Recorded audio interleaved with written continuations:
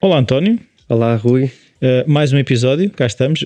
Desta vez estamos aqui, não estamos via Zoom a entrevistar pessoas. Por acaso tivemos bom feedback da entrevista com o que fizemos com o António. Percebe-se que ele está bastante envolvido nestas coisas. E eu tinha a ideia de se calhar hoje começarmos com perguntas, porque já houve em dívida, não é? Pois.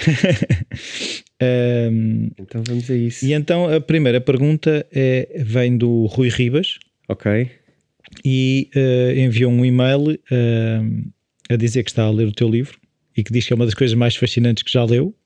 Boa. Obrigado, Rui. E ele queria perceber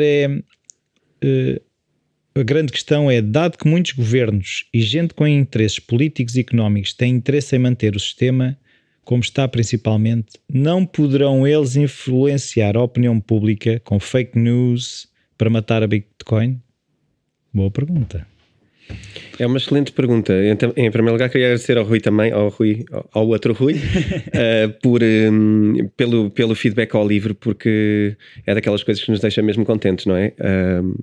Pronto, é bom ver o trabalho valorizado e as pessoas, quando estão interessadas no tema, de facto eu acho que corre bem ter a experiência de ler o livro. Uhum.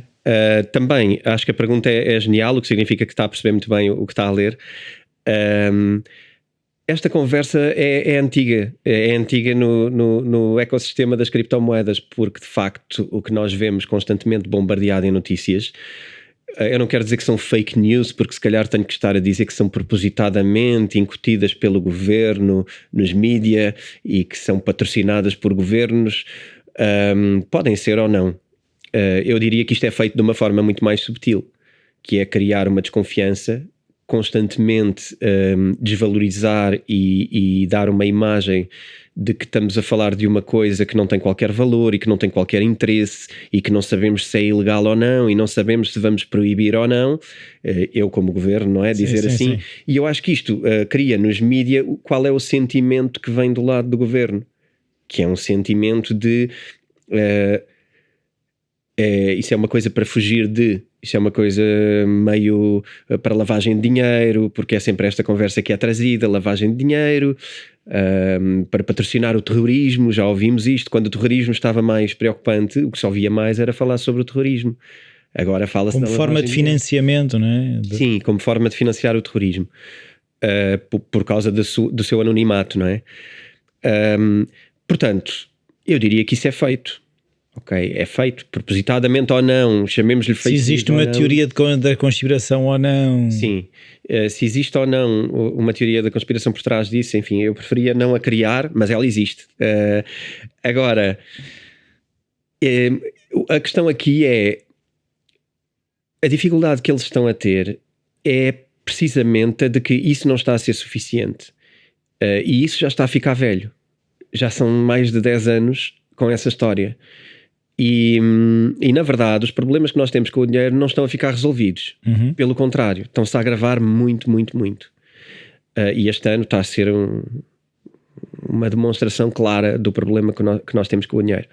E portanto eu acho que a argumentação de descredibilizar é uma argumentação que está a começar a ficar sem recursos, está a ficar pobre, está a ficar gasta. Uhum. Okay? Mas diria que sim, e diria que há uma grande vontade, quem dera aos governos não ter o problema de existir a Bitcoin, porque é um problema, é uma claro, é assim, do ponto de vista do controle da informação, há, como tu dizes, o anonimato faz com que há uma data de situações que podem estar a acontecer que os governos não têm noção, para o bem e para o mal, pode estar a acontecer em causas nobres, como pode acontecer. Não vamos ser inocentes e achar que não pode ser lavado dinheiro com criptomoedas, claro da mesma forma que pode ser lavado com dinheiro normal. Pois, existe uma percentagem para essas coisas, não é? É mais ou menos reconhecido, foram feitos alguns estudos e é mais ou menos unânime em tudo o que eu li que o dinheiro de lavagem e do crime em dólar são cerca de 8%, que é muito significativo. Uhum. 8%. Consta que em Bitcoin é menor. Ok, portanto, não seria à partida um argumento que colasse muito. Agora, o que acontece também é que as pessoas não andam a ler estudos, não é? Leio eu porque é o meu tema, é o livro que eu escrevi, é a minha responsabilidade informar-me e credibilizar, porque se calhar no dia que eu achar que a Bitcoin só serve o crime, então eu se calhar também não vou ser fã, não é? Claro. Eu acho que daquilo que eu li, esse argumento não cola. Ok? E aliás há muitas outras coisas a lavar dinheiro, não é só a parte do crime, não é? Claro. Pois há dinheiro empresarial e dinheiro para fuga de impostos, onde também não cola, não é? Porque aliás no livro eu falo de alguns casos onde é muito mais fácil lavar dinheiro até a nível bancário do que com Bitcoin. Bitcoin é um processo mais chato, mais ninguém ia criar uma moeda com toda esta arquitetura e esta utopia de dinheiro justo por trás, se o objetivo fosse lavar dinheiro. E não ia ter muito interesse na popularidade e na notoriedade que está a ter neste momento, ou seja, deveria ser ainda mais underground do que propriamente agora está na boca do mundo, não é? Sim, tu tiraste a Bitcoin. É preciso perceber uma coisa, nós estamos no lado privilegiado da humanidade, nós estamos naqueles países onde as coisas até correm bem, onde os governos até nem são muito criminosos, onde até temos acesso ao nosso dinheiro, ainda não levámos haircuts em Portugal nas nossas contas bancárias, o nosso dinheiro não passou a valer zero de um dia para o outro. Portanto, nós estamos num lado muito privilegiado do mundo, e esse lado é muito menos do que 50% do mundo. Portanto, há muitos países onde a mensagem já está claríssima, onde a Bitcoin é uma salvação para muita gente. A Bitcoin e outras moedas como o Dash, que tem sido usado fortemente na Venezuela nos últimos anos, que as transações são enormes e são países muitas vezes onde tens um governo que é uma ditadura, e aí é quando tu percebes muito bem, tu não precisas de tanta ajuda como aqui para explicar o valor que tem a Bitcoin. Nós só não estamos nessa situação, mas já agora, que tal a gente precaver-se e começar a preparar um futuro um bocadinho diferente, não é? Nós, se calhar, não vamos ter uma ditadura amanhã, mas já falámos aqui um bocadinho que a política pode mudar. As coisas estão um bocado... há um receio político, não é? Nós estamos a ver pessoas eleitas com ideias mais extremas do que víamos nos últimos 30 anos. Certo? E não é só cá, não é? É a nível global. É a nível global e é nas maiores potências do mundo, não é? E tens uma expansão de uma democracia diferente, da democracia chinesa, uma coisa diferente, e tens uma expansão enorme desse poder no mundo. Sim, sim. E teres instrumentos para te protegeres de situações abusivas é sempre um caminho bom, parece-me. Claro, é assim, a questão é quando há um monopólio, é uma questão que nós também de vez em quando tocamos aqui, quando existe um monopólio, seja do que for, a probabilidade de haver... exercícios de poder e de domínio aumentam, não é? Sim. Seja ele Bitcoin, seja ele moedas governamentais, seja... Qualquer situação de poder inquestionável parece-me indesejável. E aí eu acho que a Bitcoin é um instrumento. No dia que a Bitcoin passar a ser um instrumento de poder indesejável, então vamos ter que falar de outra coisa. Mas eu acho que nós também temos que perceber a nossa realidade e quais são os problemas que hoje temos. Hoje temos um problema com o dinheiro e com o sistema financeiro. A Bitcoin dá uma resposta a isso. Eu não estou a dizer que a Bitcoin é a solução para os problemas mundiais. Não é um milagre. Não é um milagre. E um dia... acho que vamos estar aqui a falar, se calhar, sobre como resolver alguns problemas que podem ser trazidos pela Bitcoin. Até podemos, se calhar, pensar nisso para um programa, porque pode ser muito giro. Neste momento, eu acho que é muito importante que a Bitcoin seja vista como uma alternativa, ok? Não como vamos acabar com tudo o que há, não vamos, porque também há valor naquilo que temos, mas... não é um one-off, como eu digo sempre. Isto não é desligar o dinheiro governamental para ligar a Bitcoin. Isto faz-nos falta haver um lugar onde o tipo de proteção seja diferente para o utilizador da moeda. Certo, mas eu agora também estava a pensar que um bocadinho quando há estes movimentos de romper com o que se está a fazer, há um bocadinho esse exercício de isto vai acabar, porque eu lembro de ouvir discursos no início de as criptomoedas vão acabar com o dinheiro. E mesmo a questão tipo, onde é que vai estar o ouro, depois trazia-se tudo, e este movimento de revolta pode às vezes também até ser contraproducente, pois cria esta imagem de o objetivo é acabar com alguma coisa, não é? Sim, há um exercício muito giro sobre isso. Por acaso estou a ler agora um livro que haverá de ser publicado em Portugal, muito giro, que fala precisamente, até a nível empresarial, não é a nível governamental, mas fala precisamente às vezes a necessidade de criar um inimigo, um inimigo nem que seja um falso inimigo, para conseguires reunir uma força à volta de uma ideia. Claro. Okay? E é muito giro, tu perceberes que isto às vezes é necessário. É necessário criares uma ideia, porque tu na verdade, a ideia de que tens que te opor a algo dá-te mais energia para a ação. E isso eu acho que acontece na Bitcoin. Também há outra coisa muito engraçada, que é o entusiasmo. Quando eu aprendi os funcionamentos e as lógicas da Bitcoin, eu também pensei, isto dá 10-0 a qualquer moeda no mundo e não há sentido em haver outra moeda. Esta é a moeda que deve existir. Portanto, há este lado. Agora, tu também, a dada altura, vais também percebendo que, mais uma vez, qualquer sistema totalmente hermético pode trazer um grupo de problemas. Temos que guardar isso para outra vez, porque...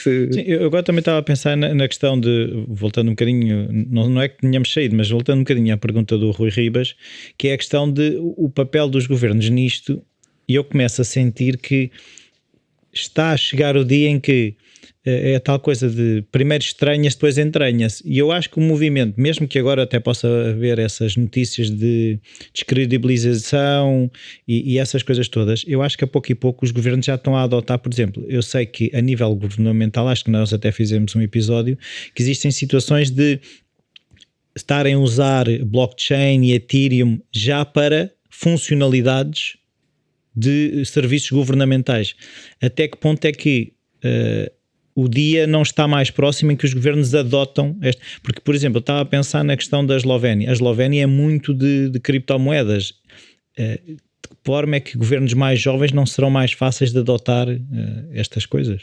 Eu acho que essa é a beleza da capacidade da independência e de tu teres uma riqueza de sociedades com ideias diferentes, países diferentes, lideranças diferentes, oportunidades diferentes.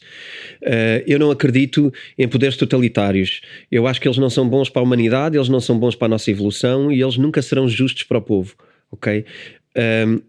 Portanto, tu teres lideranças diferentes e ideias diferentes em países vai sempre ser os que estão a ver uma coisa, os que estão a ver outra coisa.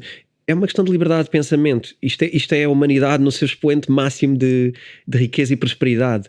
Tu teres um país que alimenta criptomoedas, esta é a parte gira. A ideia de que tu podes acabar com a Bitcoin só é real se tu pensares que tens um único governo mundial e que decide em todo lado a mesma coisa ao mesmo tempo. Sim, ser concertado, não é? Tem que haver uma concertação global e única. Isto não vai acontecer. Okay? Quem achar que isto vai acontecer vai só levar mais tempo a falhar. Isto não vai acontecer. Nunca vais ter a humanidade toda concertada para acreditar numa coisa. E quando tiveres, vai haver a seguir um país qualquer onde é eleita uma pessoa que é a favor das criptomoedas. Portanto, isto não vai acontecer. E a partir do momento que não acontece, já não é possível. Certo. E tu teres países, isto é um bocadinho, tu tens coisas hoje que são muito menos questionáveis e muito mais obviamente como as offshores, por exemplo, não é? E repara, há sempre países, ou zonas de países, ou cidades que decidem ser uma offshore. Tu tens na Europa vários sítios que são offshores. Tu tens Gibraltar, que é na Europa, é da Inglaterra, mas estás junto à Espanha, estás a ver a montagem que isto é? Certo. Os humanos vão fazer o que querem fazer com aquilo que precisam de fazer. Há sempre um caminho. Há sempre um caminho. E tu não podes ter por exemplo, tu não podes ter um Reino Unido a criticar muito os offshores, porque a própria cidade de Londres é um offshore.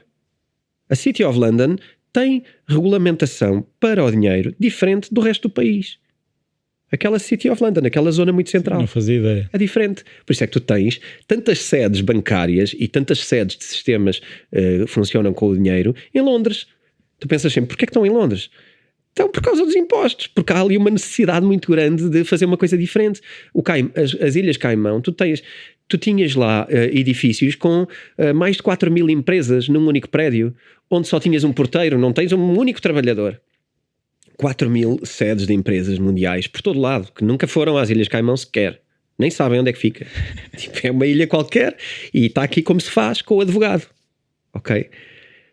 Quem vem dizer que isto existe, que muitas vezes são colónias de países que são moralistas, e a seguir vai dizer que a Bitcoin é para lavar dinheiro, está aqui uma lista, não é? Nem vamos começar com os papéis do Existem Panamá, interesses não é? instalados, não é? Existem interesses instalados que convém proteger. Agora, até que ponto é que, lá está, não queremos fazer uma teoria da conspiração, mas que não há interesse que as coisas sejam bem vistas, não há.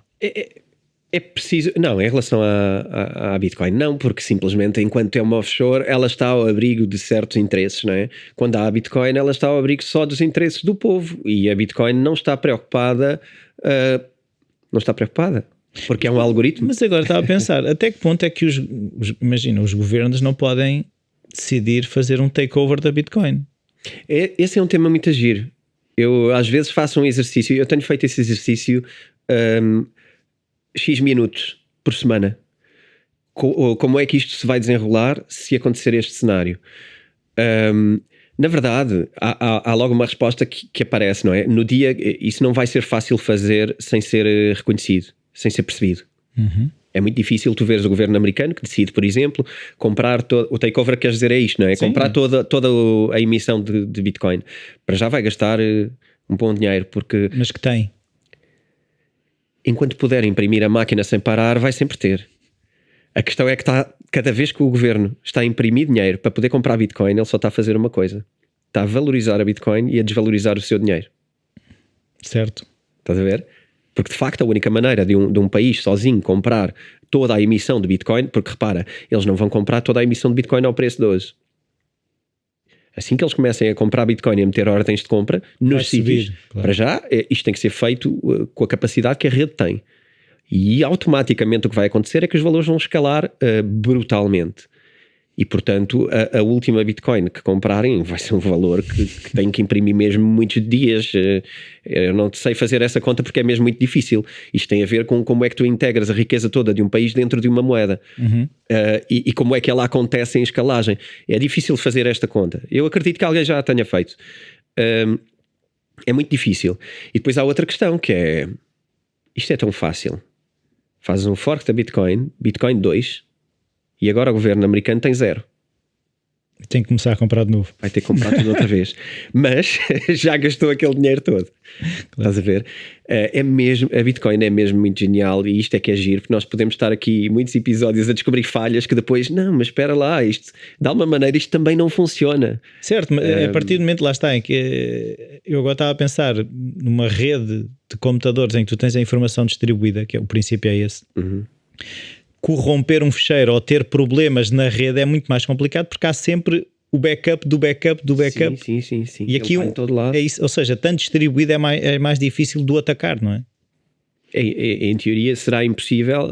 Existe uma hipótese quântica de computadores quânticos de o fazer, mas aí eu acho que entramos num campeonato diferente, porque aí estamos a dar mais importância à Bitcoin do que a importância que damos por exemplo, a controlar as armas nucleares dos Estados Unidos. Certo. Ok? Porque um computador quântico, quando fizer isto, quando conseguir hackar a problemática do algoritmo da Bitcoin, ele também vai ser capaz de hackar os códigos nucleares de países. Portanto, aqui entramos numa fantasia já onde é difícil, e acho que é um caminho, é toda uma outra conversa, não é? É dar à Bitcoin outra importância. Este episódio é patrocinado pela editora Self, onde podem encontrar livros sobre como investir, day trading e o livro do António, Bitcoin. Os ouvintes do Bitcoin Talks têm um desconto extra de 15% em todo o site. Basta irem a www.vidaself.com e usar o código Bitcoin Talks. Repito, basta irem a vidaself.com e usar o código Bitcoin Talks.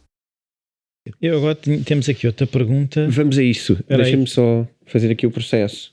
Desculpa. Temos mais uma pergunta que é de, ajuda-me, do Aloísio. Boa, ok. Mais um fã do livro e do teu trabalho. E então ele pergunta, o Aloísio, se estás a pensar fazer workshop para aprender mais profundamente Bitcoin e outras moedas. Ok, então, trading, etc. Ok, então sim, Luísio, obrigado também pelo comentário. Comentário / sugestão, que isto é quase uma proposta de, então, não fazes um curso? É verdade. Neste momento, obviamente, os cursos presenciais são sempre uma dificuldade. Uhum.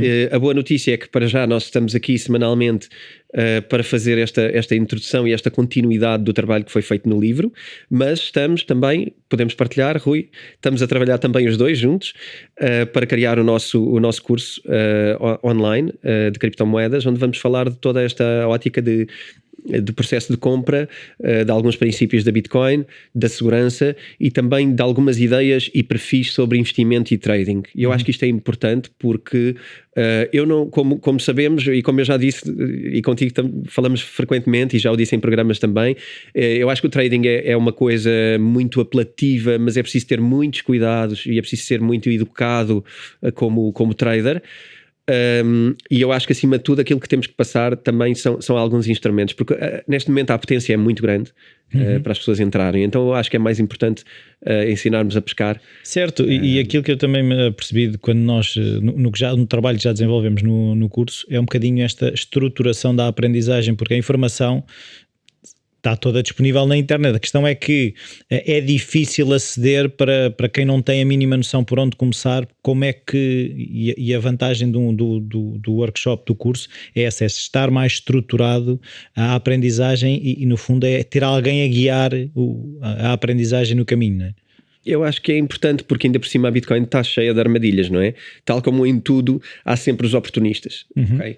E é preciso reconhecê-lo. Somos humanos e a falha dos humanos relativamente a tudo são os próprios humanos, não é? Nós deturpamos sistemas a nosso favor e portanto isto é natural. Há muitos oportunistas, como é óbvio, que vão minar o caminho com algumas coisas que nos podem levar a ter custos caros com o processo de entrarmos nas criptomoedas. E para mim é muito importante porque eu vejo muito valor nisto e vejo muito valor em estarmos a partilhar com as pessoas uma coisa que eu acho que é boa e é segura. No dia em que eu digo isto e depois não lhes damos a ajuda de como entrar com segurança, a tristeza é grande, ok? Há uma tristeza grande de levar pessoas para o caminho que elas depois vão sozinhas tentar e depois erram e em vez de terem o lado bom vão ter um lado ainda pior. Sim. Então eu acho que é muito perigoso entrarmos com poupanças em coisas que desconhecemos e eu espero que a gente esteja aqui em breve a dar a notícia no nosso podcast também. A nossa ambição... a minha ambição é sempre muito rápida em temas, mas eu gostava muito de em março podermos dizer que já temos o nosso curso lançado e estamos a fazer inscrições. Vamos ter os dois que correr para isto. A Luísio e restantes acreditem que nós estamos a trabalhar para isto, estamos a escrever o nosso guião nesta altura e eu acho que podemos ter boas notícias em março para toda a gente. É isso que fica. E eu acho que ainda temos tempo para conversar mais um bocadinho agora. O que é que te chamou a atenção esta semana em termos de universo cripto Bitcoin? Nós estamos num momento de transformação muito grande. Eu vou falar esta semana, da Tesla. Mais uma vez o Elon Musk, já tocámos aqui. O Elon Musk é muito giro de falar sobre, é aquele super-herói da nossa atualidade. É um Batman. É o nosso Batman. Olha, temos aqui uma caneca que não é do Elon Musk, mas é do Batman. Ele é comparado ao Iron Man em super-heróis, porque é o tecnológico, não é? Sim. Ele não tem superpoderes, mas tem a tecnologia e tem aquele sonho, não é? Da tecnologia ao serviço do homem. O Elon Musk decidiu, ele já vinha a dar muitos sinais disto e podem ou não ser inocentes. Há gente que está até a criticar um bocado. Eu recebi algumas mensagens a sugerir, parece-me que é um bocado má onda ele estar a falar, a dar pump às criptomoedas porque já tinha comprado criptomoedas. A notícia a Tesla acabou de comprar esta semana 1.5 bilhões, vou falar português, 1.5 mil milhões de Bitcoin, ok? De disponibilidades. Isto tem vindo a acontecer, para quem não viu outros episódios onde tivemos a falar. Mas dólares? 1.5 mil milhões de dólares. 1.5 mil milhões de dólares. Sim, okay. Que é uma larvidade, não é? É uma larvidade. É porque os tem? É porque os tem. A Tesla tem dinheiro para investir. A Tesla está a crescer a uma velocidade incrível em termos de fábricas. A Tesla tem muito mais pedidos do que é capaz de satisfazer e, portanto, tu transformares liquidez numa empresa que está totalmente do lado do investimento. Transformar liquidez em Bitcoin parece-me mais uma vez uma mensagem muito clara, que é a mensagem de que todo o dinheiro que eu tiver aqui parado, nem que seja por pouco tempo, ok? Estou a presumir. Eu prefiro que esteja em Bitcoin do que esteja em dólares. Certo.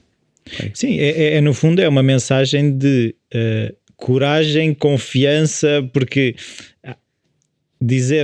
pegar num 1.5 mil milhões de dólares e arriscar em alguma coisa é porque também já acredita na segurança do valor que está a investir, não é? Sem dúvida, sem dúvida. E até o próprio Elon Musk já tinha dito na semana passada, nós falámos disso no episódio, que eu demorei demasiado tempo a perceber isto. Portanto, em primeiro lugar, obviamente que revela, e ninguém esperaria que o Elon Musk fizesse alguma coisa só porque lhe deu na telha fazer, não é? Ele estudou para o fazer. E ainda por cima, quando o faz, de facto, como tu dizes, andou a fazer outras coisas, ocupado com outras coisas, mas quando o fez, achou que está a fazer muito tarde. Eu não acho tarde. Quer dizer, o melhor dia para comprar uma coisa é hoje, não é? O melhor dia para fazer alguma coisa sobre alguma coisa é hoje. Uhum. Portanto, eu não acho tarde. Aliás, mostra-se que não é tarde, porque assim que ele o fez, o valor da Bitcoin aumentou 15% a 20%, ok? Neste intervalo, estamos a falar de 3 dias. E portanto não é tarde, não é? Como é óbvio, ele já está a faturar sobre tê-lo feito, sobre a compra. Eu acho que isto não tem a ver com faturar, acho que tem a ver com segurança. Está bem, mas a questão é que eu agora estava a pensar até que ponto é que ele já tem um estatuto e uma capacidade financeira que permite, se eu entrar, eu valorizo os meus bens. Ou seja, ele, quando entrou, como tu estás a dizer, ele entrou, fez subir. Ele tem esse poder. A questão é, se existem outros players que têm o poder de fazer o contrário, de fazer descer. Falámos dessa pergunta há pouco, não é? Sobre como manipular para descer. Não, se existe, imagina, se existe agora um personagem equivalente a um Elon Musk que vem descredibilizar e vender aquilo que tem de... Não, existe e estão a fazê-lo todos os dias nos canais americanos onde se fala de dinheiro. Qualquer Bloomberg tem todos os dias vários tipos de convidados, não é? Bloomberg, canal de notícias financeiras nos Estados Unidos. Assim como todas as agências financeiras e todos os jornais, como Financial Times, etc. Todos os dias se fala de Bitcoin. Todos os dias se fala de Bitcoin pelo mundo todo. Mas então, um personagem a dizer, eu não acredito nisto e estou a vender. A questão aqui é que o Elon Musk, eu percebo o que estás a dizer. Existe o herói que está agora a promover, existe o herói que pode demover, que pode retirar crédito. Eu acho que não. Ok. Porque as pessoas que estão interessadas em retirar crédito às criptomoedas não são normalmente heróis para o povo. Ok? Não te consigo dizer quais são os seguidores do diretor da Goldman Sachs ou do diretor... Certo, mas não têm o mesmo estatuto. Não têm, não são admirados, não são pessoas que têm o carisma, não são pessoas que as pessoas achem que estão a trabalhar para elas, que estão a criar algo apaixonante. Pelo contrário, quando tu pensas nessas pessoas, financeiramente... não são pessoas que consigam ter o carisma junto do povo. Eu acho que o Elon Musk tem um carisma que conquistou com as ideias dele, com as ideias, com o sonho, com a ideia de ir para Marte, com a ideia de resolver problemáticas que estão na nossa cabeça desde a infância. Ele agora criou os carros elétricos, já se falava disto há tantos anos. Ele foi o grande promotor da popularização dos carros elétricos. Se estivéssemos à espera das outras marcas o fazerem, íamos levar muito mais anos. Elas só estão a trabalhar para isto afincadamente porque agora foram desclassificadas totalmente da corrida por uma marca que, do nada, chegou, não é do nada porque há sempre uma história, mas muito rapidamente fez o percurso. E ele o que está a fazer é inspirar pessoas. Por isso é que ele tem tantos seguidores, ele é uma inspiração. Mesmo que o nosso trabalho não tenha nada a ver com aquilo. Gostamos de ouvir alguém que realiza os seus sonhos. Isto inspira-nos. Mostra-nos que é possível e que o mundo pode ser outra coisa. Eu acho que o Elon Musk tem um lugar de inspiração. Obviamente que as outras pessoas terão um lugar da responsabilidade, pode ser da cultura do medo, pode ser de uma data de outras coisas, e é feita todos os dias.